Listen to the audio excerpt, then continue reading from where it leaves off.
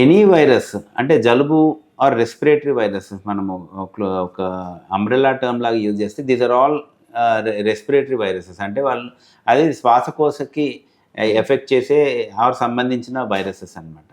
Covid కూడా అంతే, flu virus, ఇవన్నీ కూడా మన రెస్పిరేటరీ సిస్టమ్ని ఇన్ఫెక్ట్ చేసే రెస్పిరేటరీ వైరసెస్ అనమాట. అన్నిటికీ సిమ్టమ్స్ దాదాపుగా ఒకేలాగా ఉంటాయి. మీరు ఫ్లూవి తీసుకోండి, లేకపోతే కోవిడ్ తీసుకోండి, లేకపోతే రెస్పిరేటరీ సిన్సిషియల్ వైరల్ ఇన్ఫెక్షన్ అన్న అది తీసుకోండి, లేక హ్యూమన్ మెటాన్యూమా వైరస్ తీసుకోండి. అన్నీ ఈ రెస్పిరేటరీ వైరసెస్కి లక్షణాలు ఆల్మోస్ట్ సేమ్ ఉంటాయి.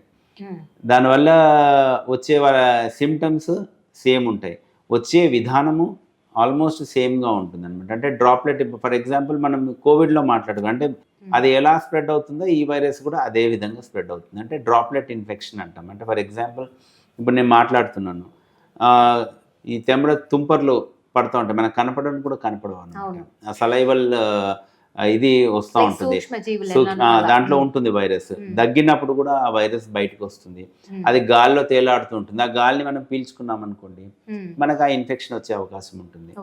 రెండోది, మనం మాట్లాడేటప్పుడు దగ్గేటప్పుడు ఆ తుంపర్లు టేబుల్ మీద కానీ ఎనీ సర్ఫేస్ మీద పడింది, దాని మీద వైరస్ ఉంటుంది. మనం దాన్ని టచ్ చేసేసి దాని తర్వాత దానితో మనం నోట్లో పెట్టుకున్నా, కళ్ళల్లో పెట్టుకున్నా, ముక్కులో పెట్టుకున్నా, దాని ద్వారా కూడా ఇన్ఫెక్షన్ లోపలికి వెళ్ళే అవకాశం ఉంటుంది అనమాట. So this is called fomites or contact spread అంటాం. అందుకనే మనం జాగ్రత్తలు, చేతులు కడుక్కోండి, మాస్క్ పెట్టుకోండి, ఇవన్నీ చెప్తాం. సో ఆల్మోస్ట్ ఈ రెస్పిరేటరీ వైరసెస్ అన్నీ ఏ రకంగా సోకుతాయో, ఇప్పుడు ఫర్ ఎగ్జాంపుల్ ఇప్పుడు సడన్గా ఇంక్రీజ్ అయింది, ఎపిడమిక్ లెవెల్లో ఇన్ఫెక్షన్ వస్తుంది అన్నప్పుడు మళ్ళీ సేమ్ జాగ్రత్తలే తీసుకోవాలి. చేతులు సబ్బుతో కడుక్కోవడము, మనుషులకి కొంచెం దూరం మెయింటైన్ చేయడము, ఫిజికల్ డిస్టెన్స్. ఒకవేళ మనకి జలుబు, దగ్గు, జ్వరం ఉంది అనుకోండి, ఆఫీసులకు వెళ్ళకుండా, స్కూల్స్కి వెళ్ళకుండా ఇంట్లోనే ఉండడం, so that you don't spread the infection to others. Mask ధరించడము. సో ఆల్ ఇంతకుముందు మనకు చెప్పిన విధానాలు కోవిడ్ని ఎట్లయితే మనము ప్రివెంట్ చేసామో ఆ సేమ్ విధానాలు మళ్ళీ ఇప్పుడు పాటించాలి. సివియర్ అక్యూట్ రెస్పిరేటరీ సిమ్టమ్స్ అంటాం అనమాట, సార్స్ అన్నట్టుగా మనం చెప్పాము. దాంట్లో ఏముంటుంది, జలుబు ఉంటుంది, దగ్గు వస్తుంది, జ్వరం ఉంటుంది, సోర్ థ్రోట్ ఉంటుంది, కొంతమందిలో పిల్లి కూతలు వచ్చేసి కఫం పడ్డము, అట్లాంటివి ఉంటాయి అన్నమాట.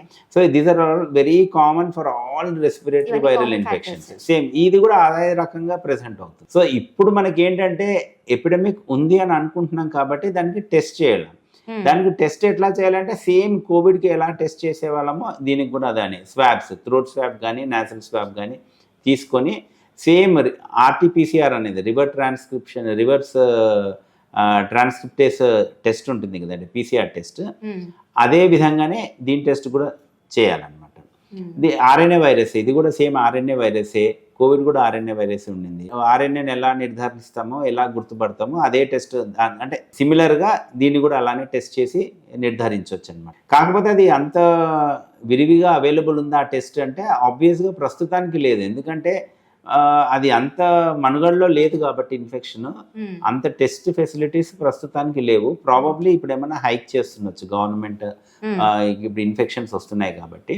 సో నిర్ధారించడం కూడా కోవిడ్ని ఎట్లా నిర్ధారించడమో సేమ్ ఆర్టీపీసీఆర్ పద్ధతిలోనే దీన్ని కూడా నిర్ధారించవచ్చు అనమాట. హాయ్ ఎవ్రీవన్, నేను మీ వేదిక. Please subscribe to Volgo health. Don't forget.